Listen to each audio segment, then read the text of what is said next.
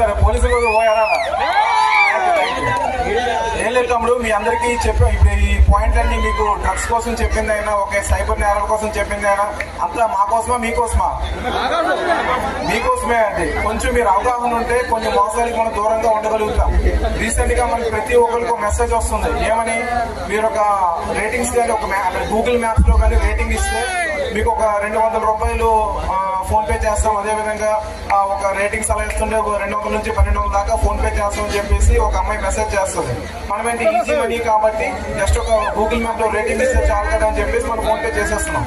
అది రీసెంట్ గా అందరికీ వస్తాయి మెసేజ్ లో. నాకు కూడా నిన్నే ఒక మెసేజ్ చేసింది, నేను కూడా మంచిగా సింబల్ చూపించాను ఆ మెసేజ్ లో. ఓకేనా? మీరందరూ కూడాను అంతే అవేర్నెస్ గా ఉంటే నాలాగే మీరు ధైర్యంగా ప్రతి ఒక్కరు మెసేజ్ ఇవ్వగలుగుతాం. ఓకేనా?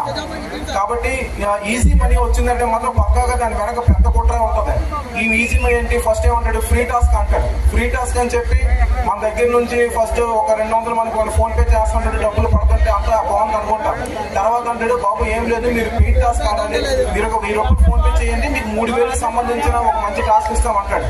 1000 రూపాయలు ఫోన్ పే చేస్తాం, వాటికి 3000 రూపాయలు తిరిగి ఇస్తాడు. అది చాలా బాగుంటుంది. అలా మనం చేస్తుంటాం, డబ్బులు వస్తుంటే ఒక 10,000, 50,000, 30,000 అక్కడ దాకా తీసుకెళ్తాడు. ఫైనల్ గా నీ మనీ బ్లాక్ అయిపోయింది అంటాడు. అయ్యో నా మనీ బ్లాక్ అయిపోయిందా? ఎలాగా అంటే నువ్వు ఒక 50,000 నువ్వు నాకు ఫోన్ పే చేస్తే 2 కలిపి నీకు వచ్చేస్తా అంటాడు. నువ్వేంటి అది నమ్మేసి మళ్ళీ ఒక 50,000 వేస్తావు, అది 1,00,000 దాకా వెళ్తుంది. 1,00,000 మళ్ళీ ఏదో ఒకలా బ్లాక్ అవుతుంది.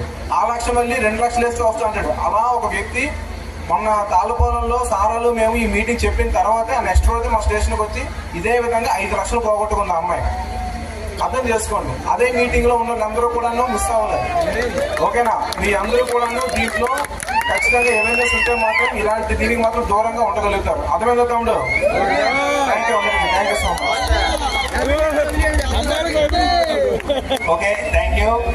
మీ అందరికీ ప్రధానంగా ఇదంతా మీకోసమే అర్థం చేసుకోవాలి. ఎందుకంటే ఎక్కువగా ఆన్లైన్ మోసాలే మన దగ్గర జరుగుతున్నాయి. రానున్న రోజుల్లో దొంగతనాలు ఉండవు. ఎక్కడి నుంచో వాడు ఆపరేటింగ్ చేస్తాడు, హర్యానాలో లేకపోతే ఢిల్లీలో ఉండి ఆపరేటింగ్ చేస్తూ ఉంటాడు. నేను బ్యాంక్ మేనేజర్ని మాట్లాడుతున్నాను, మీ ఆధార్ నెంబర్ చెప్పండి, లేకపోతే మీకు వచ్చిన ఓటీపీ నెంబర్ చెప్పండి, లేకపోతే అకౌంట్ నెంబర్ చెప్పండి అంటారు. మన ఆధార్ నెంబర్ అంటే మనకి ఎవరికి డౌట్ ఉండదు. కామన్గా ఆధార్ నెంబర్ చెప్పేస్తాం. ఆధార్ నెంబర్ చెప్పినంటే మనకు ఓటీపీ వస్తుంది. అంటే ఆధార్ నెంబర్కి మన ఫోన్ లింక్అప్ కాబట్టి ఓటీపీ వస్తుంది. ఓటీపీ కూడా చెప్పేస్తున్నాం. మన అకౌంట్లో ఎంత బ్యాలెన్స్ ఉందంటే వాడు డ్రా చేస్తాడు. దయచేసి ఎట్టి పరిస్థితులను కూడా మన ఆధార్ నెంబర్ కూడా అన్నోన్ వ్యక్తులకి ఎవరికి కూడా చెప్పకూడదు. అలాగే మనకి లోన్ యాప్స్ ఉన్నాయి. మన యాప్ డౌన్లోడ్ చేసినంటే వాడు కొంత అమౌంట్ ఇస్తాడు మనకి. మీకు ఎంత కావాలని అడుగుతాడు వాడు. సో 1 lakh కావాలంటే 1 lakh ఇస్తాడు.